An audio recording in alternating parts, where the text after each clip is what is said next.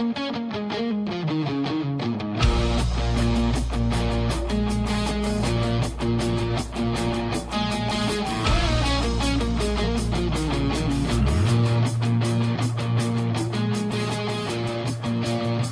tuned in to the Monday Night Carlo, Sports and Entertainment Sportscast. And now, without further ado, I give to you the one and only Carlo.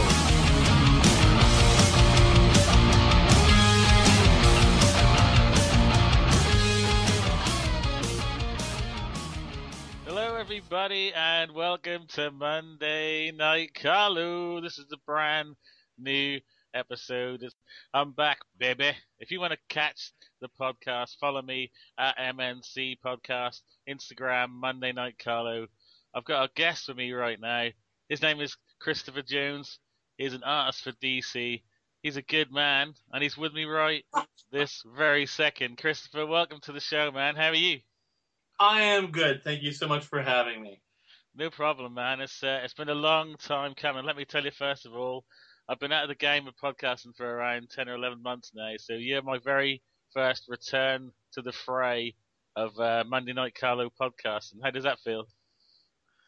It is exciting. I feel honored and privileged as I've been working my way up in the industry. I hope one day it could lead to me marking the triumphant return of the Monday Night Carlo podcast. Well, let me just tell you something about Chris. Chris is a Minnesota-based illustrator and comic book artist. But Chris, what I've got to ask you is, how did it all start for you? How did the world of comic books come into your life? Well, I don't remember. I don't have a great story about either discovering comics or deciding I wanted to draw comics, because I've loved comics and wanted to do this for as long as I can remember. My mom literally has had an attic full of boxes of not just childhood drawings of mine, but comic books I made as a child. I would draw superheroes and things based on TV shows that I liked and whatever. And it was, stacks of paper folded that supposedly told some sort of narrative. Looking back on them as an adult, it was not always as clear as I might have preferred. But yeah, I've got the job I wanted when I was 5 years old, and I am fully aware of how rare and lucky a thing that is. I mean, how did you first kind of process just how good you were? Did you have friends that were kind of telling you this? Well, I have been lucky enough to have had people telling me through most of my childhood that my drawing ability was ahead of the curve, as it were. Right. I don't know specifically where my love of comics came from, because it's not that I had, an older sibling that specifically got me hooked or anything like that. Okay. I just always loved comic books and genre television and movies and all that good stuff. I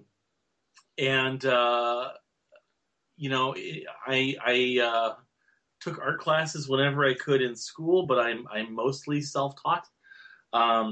The crazy early thing that happened with me was that when I was 10 and very much wanted to draw comic books, but didn't know anything about the comic book industry, right. And that did my mom, who wanted to encourage me but didn't have any more of a knowledge base to do so than her 10-year-old son did.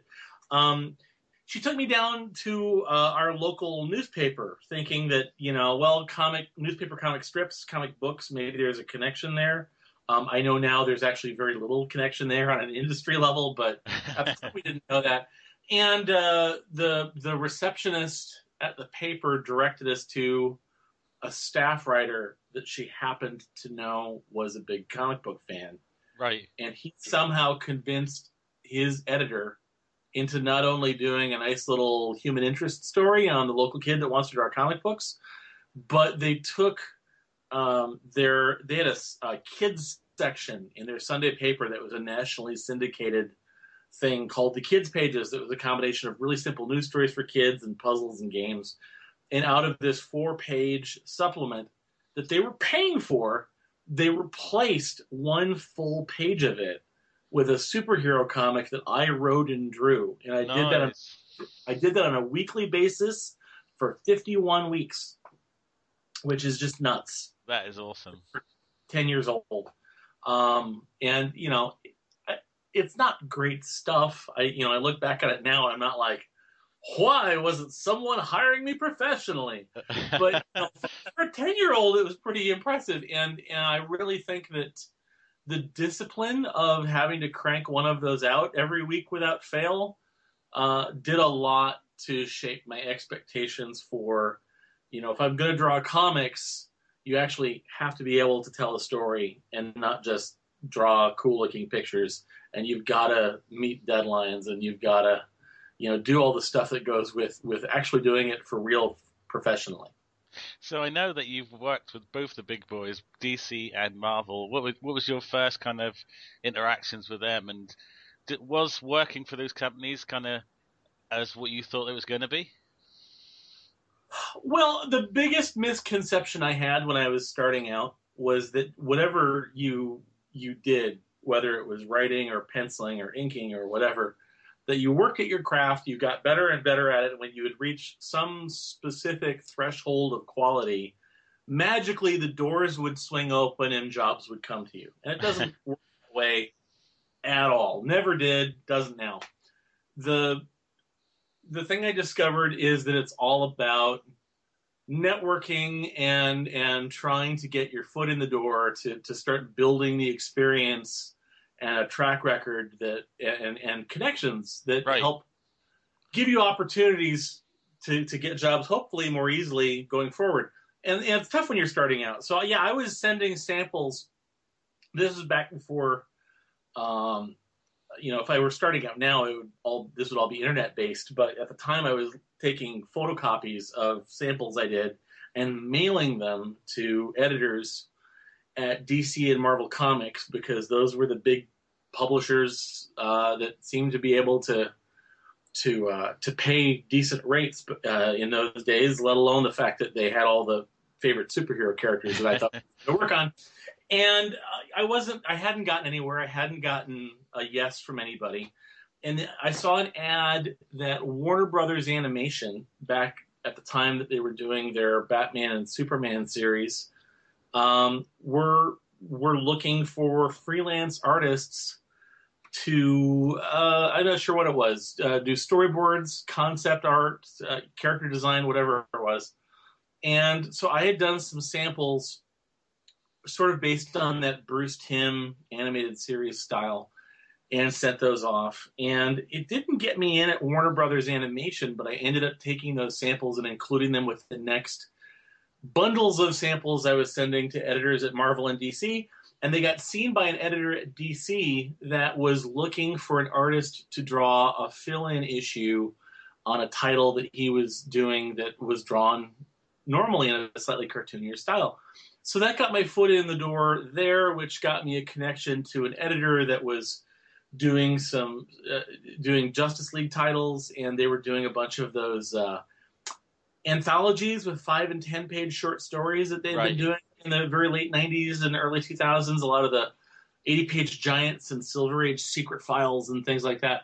And so I did a few of those, and then, you know, given that they knew I could do that animated look, I ended up doing a lot of comics that were tie-ins to animated TV shows. So I had drawn some Justice League Adventures, and then I heard that there was going to be a new Batman series, the one that was called The Batman.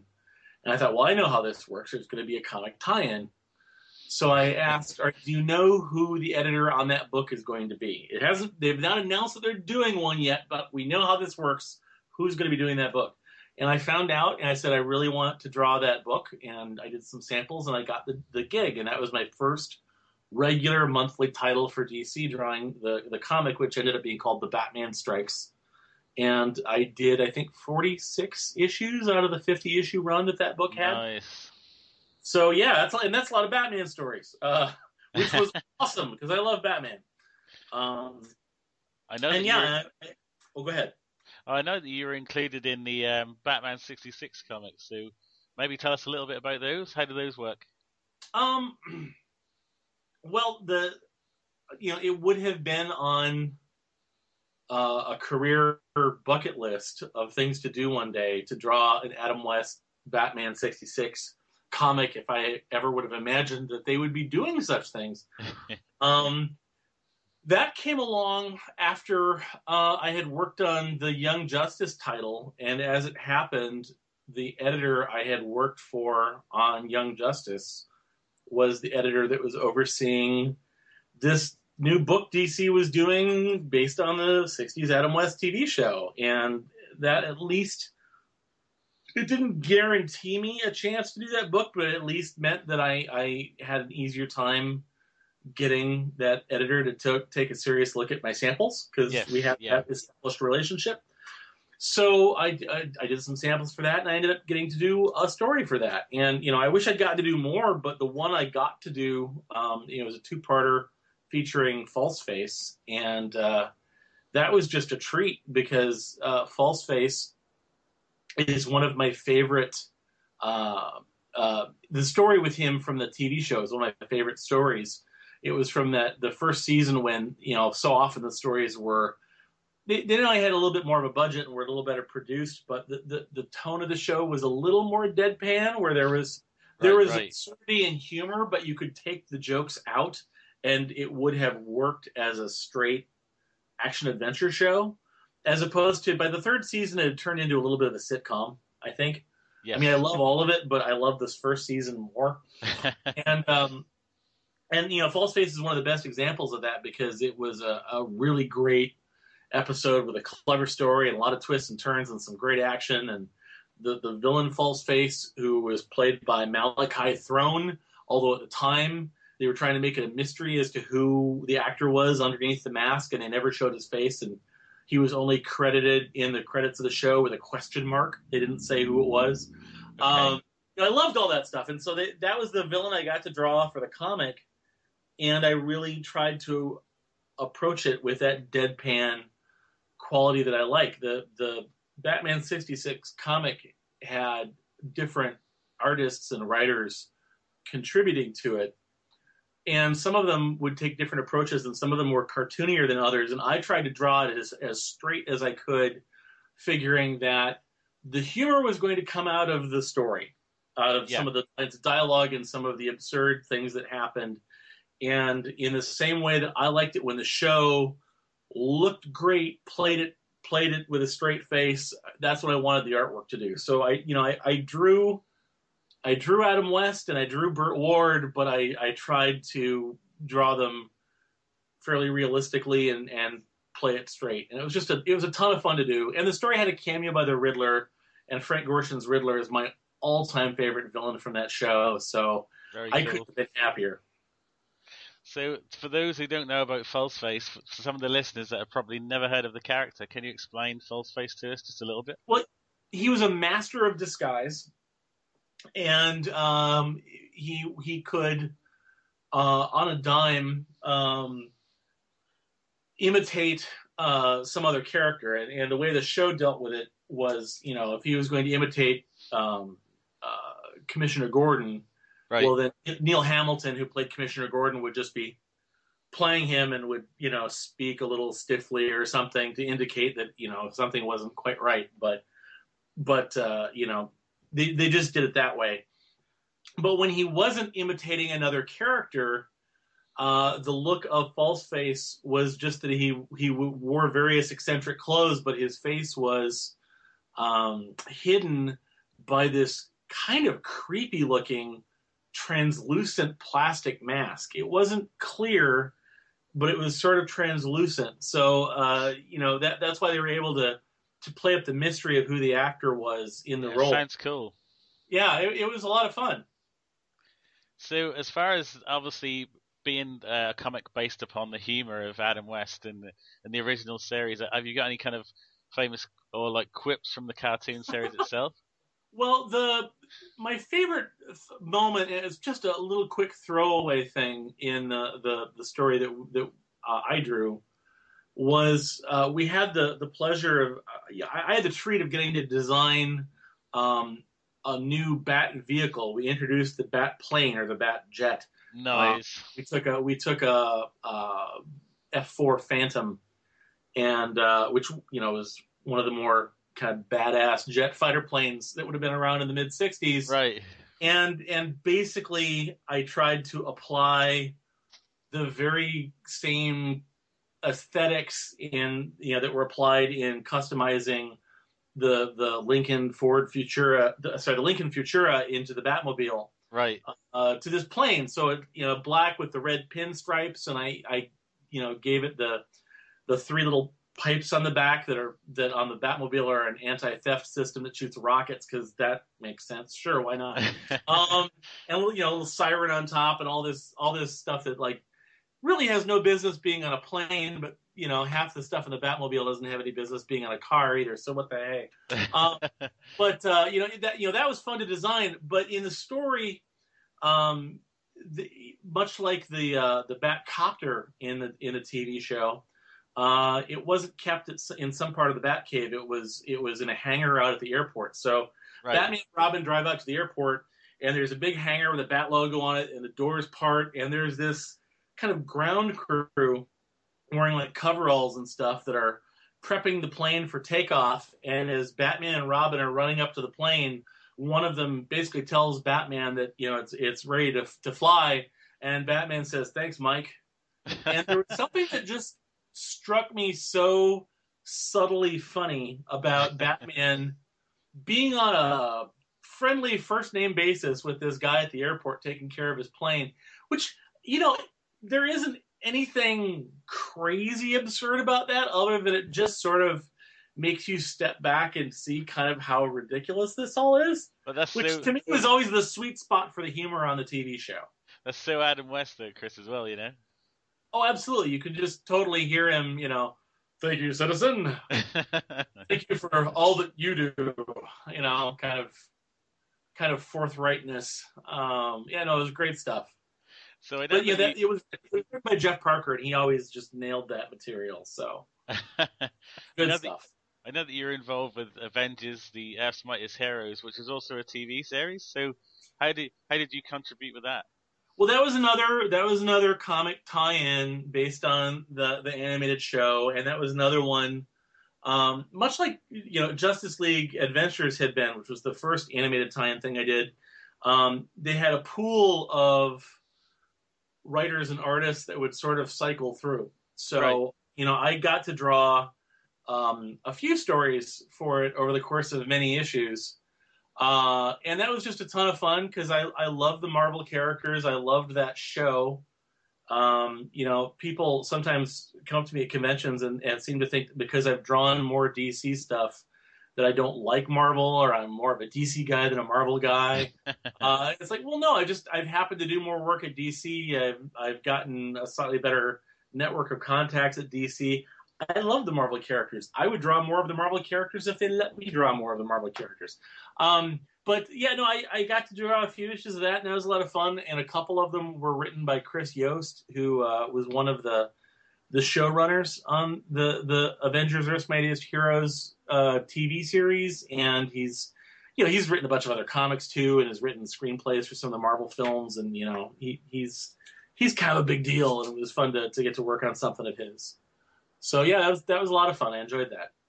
So I know another fandom question is that obviously a lot of fans outside the box just think that there's a massive kind of history and rivalry between Marvel and DC. Where's your response to that? Well, I think it varies. On a corporate level, they're competitors.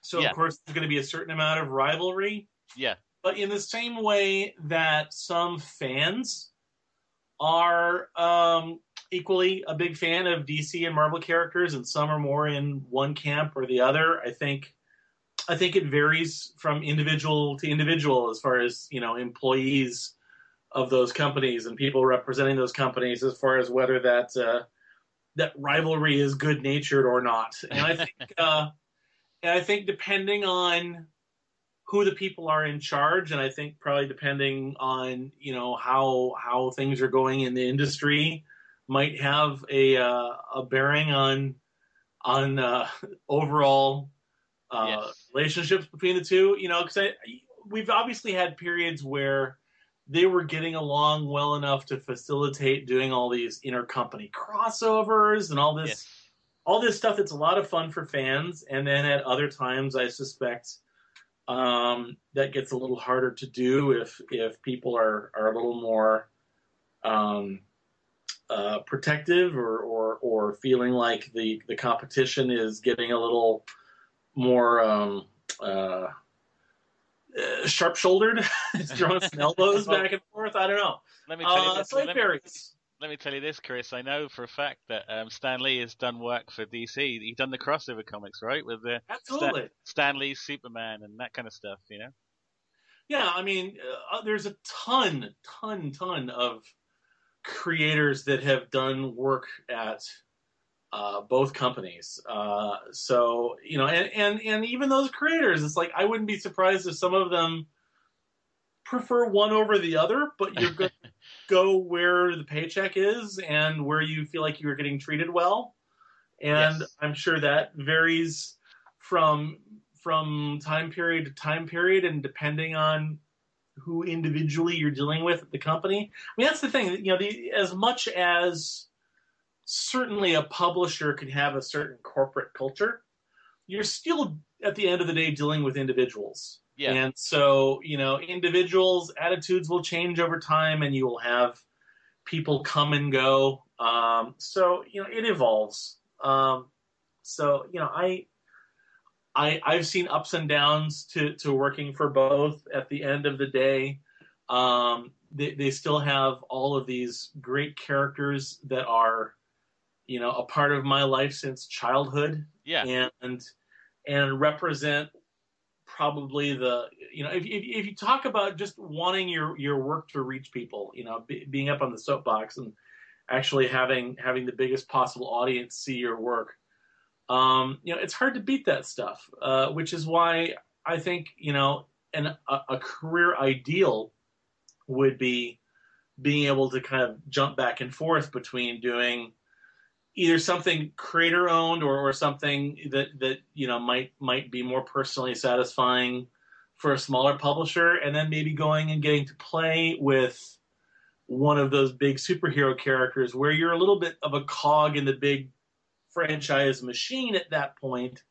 but you're getting to play with the cool toys in the sandbox, and you're getting to reach that audience that hopefully then might take an interest in what you do and then come follow you back to one of those independent projects again. So, there's reasons to go both ways. So I want to ask you about Young Justice, but before I do that, I want to ask you a fanboy question, because this is a kind of a weird question, but as a fanboy of comics in general, it's the question that I've always had, and I wonder what your response to this is going to be. But basically, I'm a massive, massive fan of Stan Lee and Walt Disney. Now, I don't know whether these guys have ever met before, but I wonder if they would get along. Oh, goodness. Well, it's not like I know either. Well, I never knew Walt Disney, and while I have been in a room with Stan Lee, it's not like I know him well. I don't know. I mean, my impression is that both of them were these larger than life characters, that there is sort of the popular legend of who they are and who they probably, what was probably the reality of who they are. So it's hard to say. I suspect that neither of them are as great or terrible as some would make them out to be. But obviously both have had creative output, both individually and in collaboration with others, that have left a huge stamp on our popular culture. You're tuned into Monday Night Carlo, the sports pop culture podcast, available on iTunes, Spreaker, and Stitcher Radio. So why not hit that subscribe button now? Monday Night Carlo, where pop culture fun lives. So let's move on to Young Justice. I I know that you are a regular series artist, so tell us about your story with Young Justice. Well, the way that entered my life, I should start with the fact that one of the executive producers of that show was Greg Weisman, and Greg had been the creator of Disney's Gargoyles, and had been a comics writer for DC many years ago, and has done a great number of things in his career. And I actually drew a 10-page story that he wrote for one of those anthology titles I was talking about here. He wrote one that was meant to be kind of a nod to Justice League history, and specifically was dealing with Justice League, an incarnation of the Justice League from the late 80s called Justice League Europe, right, of which Captain Atom was a part, and Greg had written the Captain Atom series for DC. So he wrote this story that was Captain Atom and members of the Justice League dealing with these characters at Notre Dame Cathedral in Paris that in no legal way resembled Disney's Gargoyles. Absolutely not based on Disney's Gargoyles. If you read the story, I think everyone would agree they are not Disney's Gargoyles. But I had drawn that story and got to meet him years later, and actually he ended up being a guest at a science fiction convention I helped start here in Minnesota called Convergence.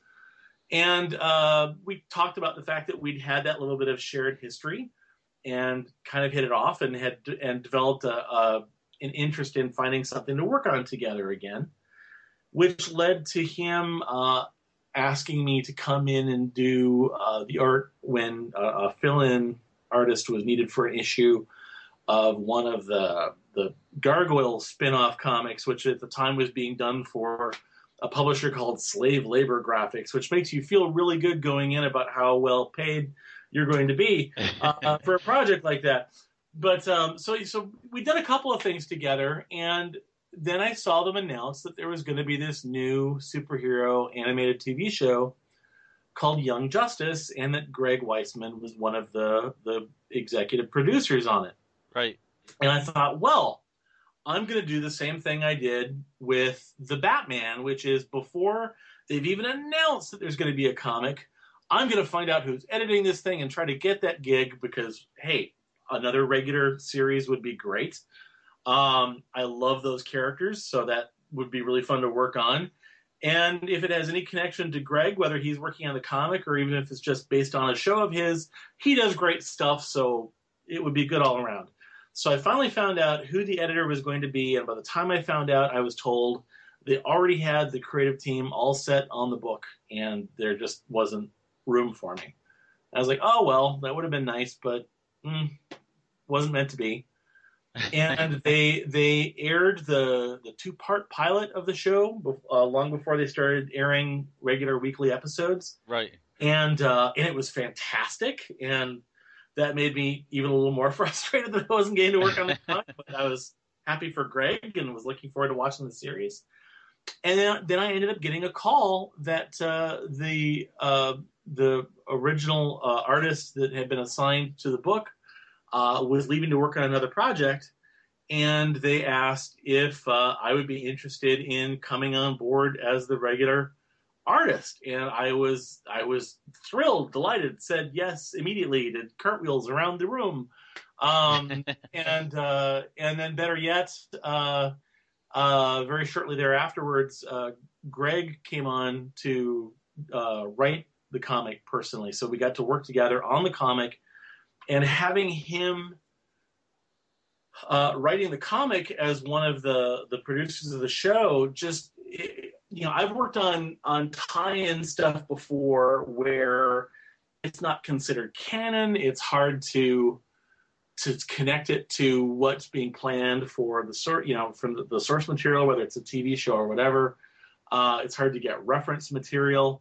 And this was just a dream, because Greg was writing stories he considered canon. He was taking backstory that had been worked out for characters on the show, but they hadn't had a chance to build an episode around. Right. And taking those story ideas and making them the basis for stories in the comic. So everything was really tightly integrated. And, when something came up that they're, like, oh, that's a character that hasn't been on the show yet, but they're going to be on the show and they've been designed, he would just shoot an email to the person in the art department on the show and say, would you send the reference for whatever it is to Chris? And I'd get all the stuff. And it was great. And it was so satisfying to work on creatively. But, better than that was getting to work on something that was being followed by the most passionate, dedicated audience I've ever had a chance to be connected to, which is the Young Justice audience. And so, that was just a real treat. And we absolutely have not given up hope that there might be a way for the show or the comic to come back. I mean, it's nothing is guaranteed, but there continues to be interest in reviving it. Right now, just at the beginning of this month, they finally added the second season of Young Justice to what was available to stream on Netflix here in the United States. And, Netflix is one of the places that could, commission new episodes. They are voracious consumers of original content. Yes. And they're absolutely looking at those numbers right now, which is why I've been encouraging everybody, if you want to show the demand for the series in a way that doesn't cost you an arm and a leg, if you've already got Netflix, watch Netflix, because it's not like the Nielsen ratings where only this small sampling of people have their viewing tracked. Everything that you watch on Netflix registers in a database that's been viewed. So, if you want to see more Young Justice, watch Young Justice on Netflix and watch it a lot. So stepping away just for a moment from your work, let's just talk about movies. And I want to know your take on, I know that Batman is your favorite character, like you said in there. What is your take on the Chris Nolan movies? I like them. I don't know that that's, exactly my perfect version of Batman, but I appreciated his idea of, how plausible, how believable can we make the idea that someone is running around in a bat suit fighting crime? I don't think that's the only way to do it. I've been looking forward to seeing, a more sci-fi friendly take on Batman. Because there's no room in the Christopher Nolan universe for villains like, even Mr. Freeze, let alone something like Man-Bat or Clayface. There's just, you're never going to get there from something that had to go so far as like, why are there ears on the mask? Because he's disguised as a bat? No, because there's antennas that are in the, whatever. No, I enjoyed them. The thing outside of comics that's probably come closest to how I see Batman is some of the animated stuff. Certainly the 90s animated series. I've told Greg that one of my favorite things about Young Justice was how Batman was depicted, because Batman was shown in that as being a really effective mentor figure, not only to Dick Grayson but to the rest of the team. Right. And he was, the Batman that exists in my head, the Batman that if I got to write my own Batman, is one that is certainly driven and obsessed and dark and wounded and all of those things. But he's not constantly angry and not borderline psychotic and not driven entirely by just wanting to take out his anger on any criminal he can find in an alleyway. He's someone that's a protector. He's someone that had this horrible thing happen to him, that his life was shattered as a child when his parents were murdered, and he's now trying to reclaim order from chaos and keep that kind of thing from ever happening to anybody else. So he can be dark in all those things, but to me, Batman and Bruce Wayne are much more interesting if it's a more multifaceted character with more notes to him. And so, I like something like Young Justice or like what Batman the Animated Series did. Yeah. Where, yes, he's dark, but you can actually see him occasionally crack a smile or make a joke or take some satisfaction or enjoyment from what he's doing. And maybe he can actually have, something of a life as Bruce Wayne. Now that is always going to come in second to wanting to make a difference in Gotham. But I just think if all you ever do is show him bursting at the seams angry, that gets old to me real quick. That's why I really, really enjoyed the original animated series, because it was just so dark, and it was kind of billed as a children's cartoon, but I don't think it was very childlike. It was very, very dark, very brooding. Do you know what I mean, Chris? Yeah, well, it was very much heralded at the time for being a real step forward from the kinds of stories that had been done up until that point in animation, which, I think there was very much an intent for that show to appeal to a wider range of ages, although, up until that point, anything that was being done in animation, especially airing either in the afternoons or on Saturday morning, there was an understanding that if it wasn't directly aimed at kids, at least had to be okay for kids, which obviously very much limits what you can do.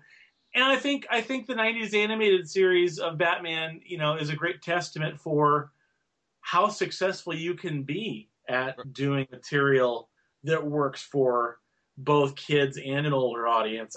It frustrates me that the entertainment industry, especially here in America, doesn't seem to understand the difference between stuff that's aimed for a kid audience versus an all ages audience, because those are two different goals. And one of my other great loves is Doctor Who, and I think Doctor Who is one of the great examples of, here's something that they always have an eye towards, it being watched by kids, but clearly is not meant exclusively for children. Yes. Yeah, there's a very dark undertone, especially to the newer series, I think. So how did the love of Doctor Who come about for you, Chris?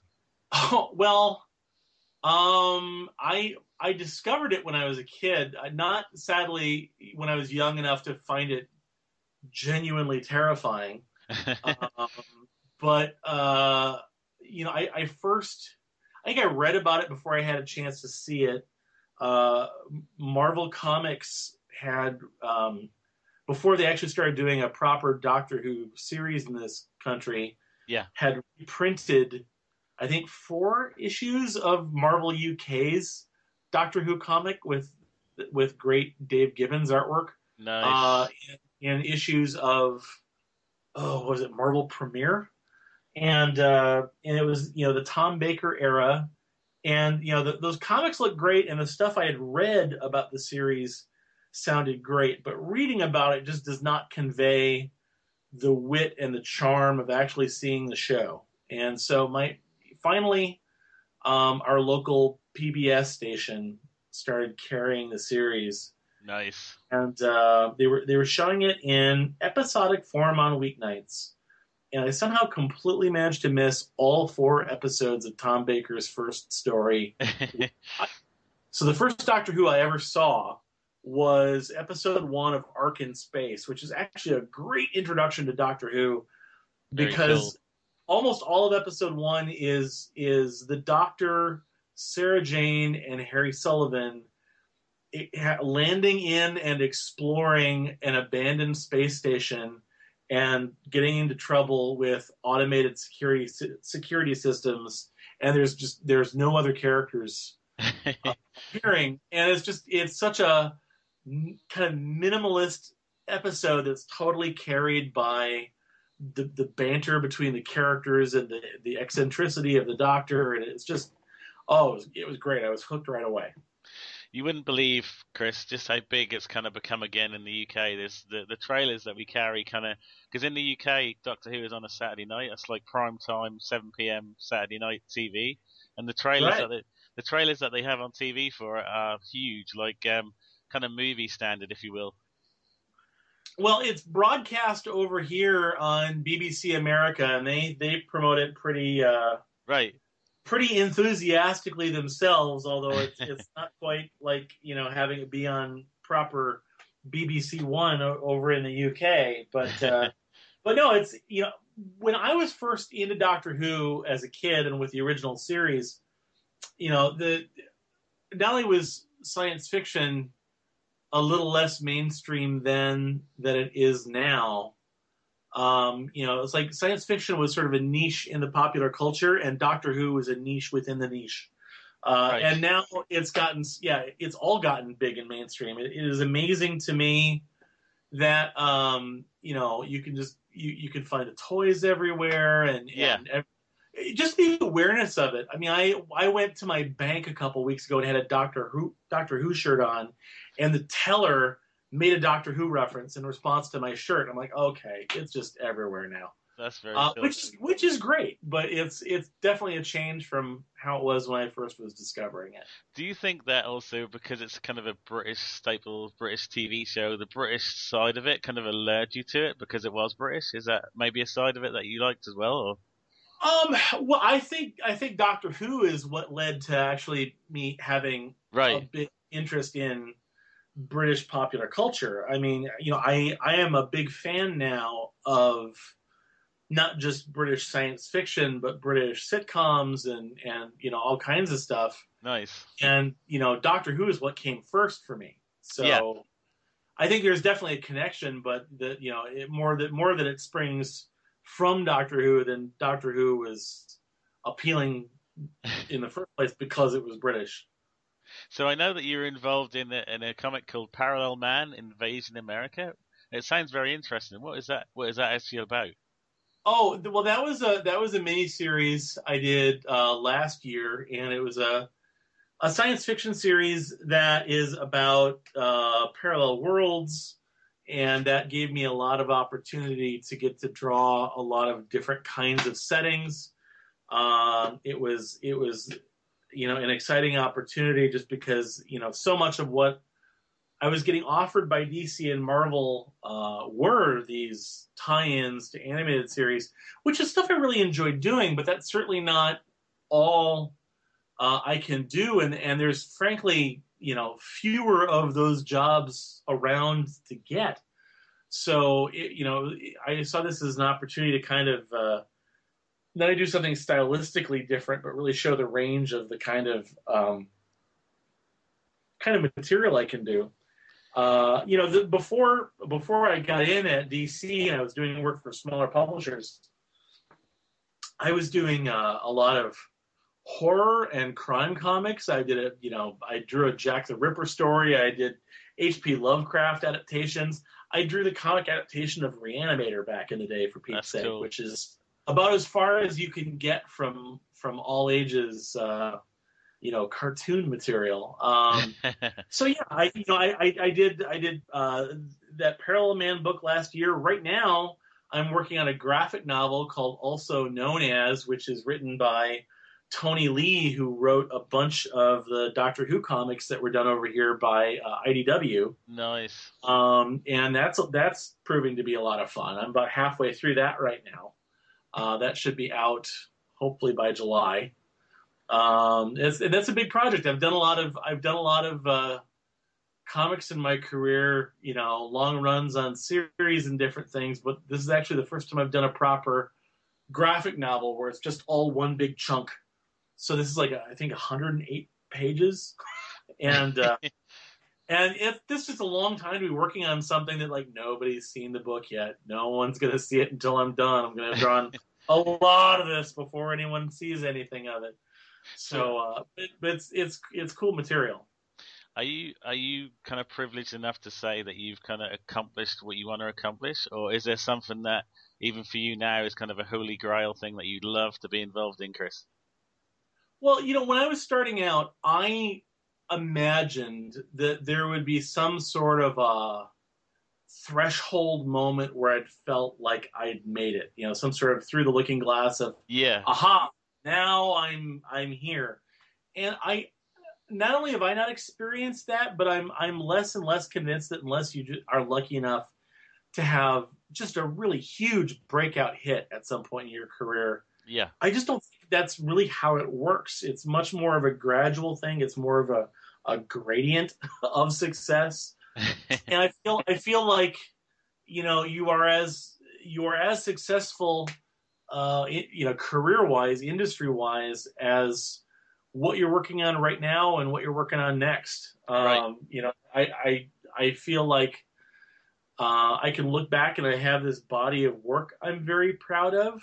Definitely. I don't know that it feels like I have as much clout as I would like to be able to just call up whatever publisher and say, I would love to do a Batman story for you guys. I'd love to do a Spider-Man story for you guys. Hire me to do Star Wars, and you're constantly trying to get better at what you do and get better known for hopefully being good at what you do, and try to make those networking connections that lead to getting jobs. So, I feel like I've been lucky to do a lot. I still feel like I'm always struggling and fighting for the next thing. And it's hard sometimes to know how much that's, myself personally and where I'm in my career, or if that's just sort of the reality of being a freelancer in this industry. It's not like you'll hear about people working for Marvel or DC, both writers and artists, signing some sort of exclusive contract, and those people are in the minority. Most of us are freelancers, which means I work out of my studio in my apartment here at home, and I'm just going from one project to the next and hoping that when something comes to an end, I can get something else lined up so that I've got money coming in to pay my bills. And I think that is typical for most of us in this business. That is very cool, man. So I'd like to know a bit more about Convergence, because I know that you're like the creative officer for that, and tell us about that. Well, I was one of the people that helped start this convention back in. We started working on it in 1998. The first convention was in 1999. Damn. It's a general science fiction convention. Originally, it was organized with individual tracks of programming based on different media. So we had like a film track and a TV track and a comics track and so on, because we really wanted to have a lot of diversity in subject matter and content and medium and all of that. We wanted, we have basically ended up with a convention that, let's see, last year we had just under 7,000 people attending. And there's enough different stuff going on. We've got amazing programming and parties and live performances and all kinds of stuff going on. If you know the old story about three blind men find an elephant, and one is touching the leg and thinks it's a tree trunk, and one is touching the trunk and thinks it's a snake, and that whole thing. I often think of that as an analogy for Convergence, because it's such a smorgasbord of different elements. Right. That depending on how you choose to spend your time, it's a completely different event. But I helped start it. I was one of the board of directors helping run it for the first 14 years of its existence. I still work on it, although I stepped back a little bit just because I don't have the time to put into it that I used to. But I created the mascot character for it, a robot named Connie, and she appears all the heck over the place now. When it's the convention, she's plastered all over the hotel. And I've been very gratified that she's as popular as she is. And I still also do unique artwork for the badges of all the guests of honor. So we have 8 or so guests of honor at the convention every year, and each of them has a badge that has artwork on it that is specific to them, that relates somehow to their interests or what they do as a career. So that's kind of a fun little thing that I hope gives us some unique character. And it's a lot of fun. It's the first weekend in July every year here in Minnesota. Nice. I encourage anyone in the area to come check it out. Yeah, I do love a good con. I don't know if have you ever been to like UK cons before, Chris? I have been to the UK, but not for a convention. I would love to come to a convention in the UK because I loved it there. I say the UK because when I was there before, we kind of ran around. We flew into London, right, and then would take overnight trips elsewhere, and then back to London, and then off somewhere else. So I got to go to York and Canterbury, and being a doctor, I had to go to Cardiff. Haven't gotten to Scotland. So I need to go back. There's parts I haven't been to. I'd love to come to a convention there. So I'd be remiss if I didn't ask you just about your website, because I looked on it myself. It's very, very cool. Your artwork is amazing, man. Definitely love that. Thank you very much. Thank you. Well, go ahead. I was just going to say one of the pieces of artwork that struck my eye was the Doctor Who TARDIS with Batman on the top of it. That's very, very cool. Yes. Bat Wolf, as is spray painted on the side of the TARDIS in that piece.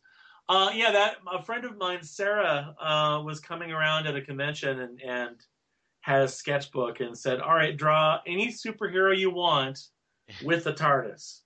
And given that it was me, it was kind of a no-brainer as to which superhero that was going to be. And I immediately had the thought of having Batman on top of it with his cape just sort of draping down over the shape of the police box. And so I did that as a sketch for her sketchbook, and the people that saw it were like, "Oh my God, you need to make a print out of that. That's amazing." And I was like, "Really?" Cool. Yeah, it's great. And yeah, it's been amazingly popular with people. I think it's just because it's that overlap between people that are fans of Doctor Who and people that are fans of Batman and superheroes, of which there's a lot of people that like both, but you just don't see a lot of stuff out there that manages to speak at the same time. Do you have a hand in the website, your own website, Chris? Well, I write a lot of most of the content for it myself, and certainly all the graphics that are there are by me. But the design of it and a lot of the help in putting it together, I am lucky enough that my girlfriend Hal Bishel is something of a marketing guru and is very adept at the tech side of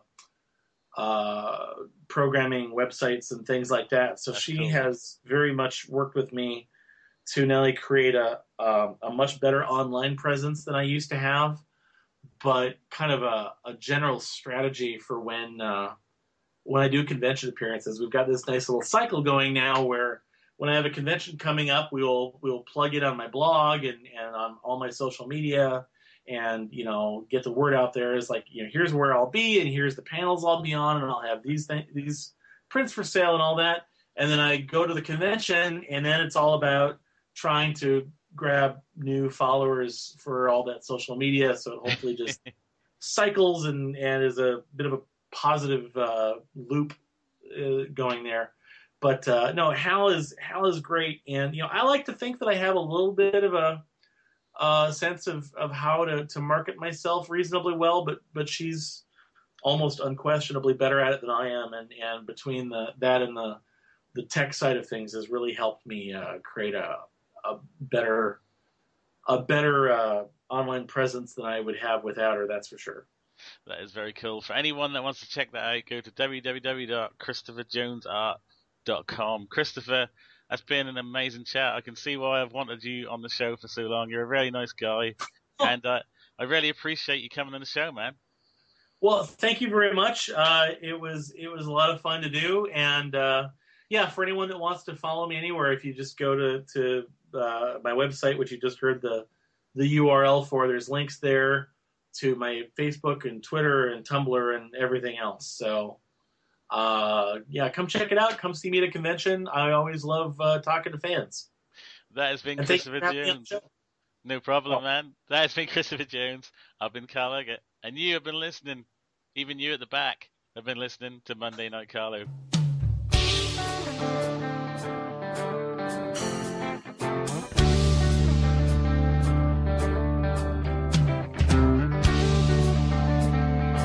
You have been listening to Monday Night Carlo. The views and opinions expressed by the Carlo are all his own and do not represent any other entity.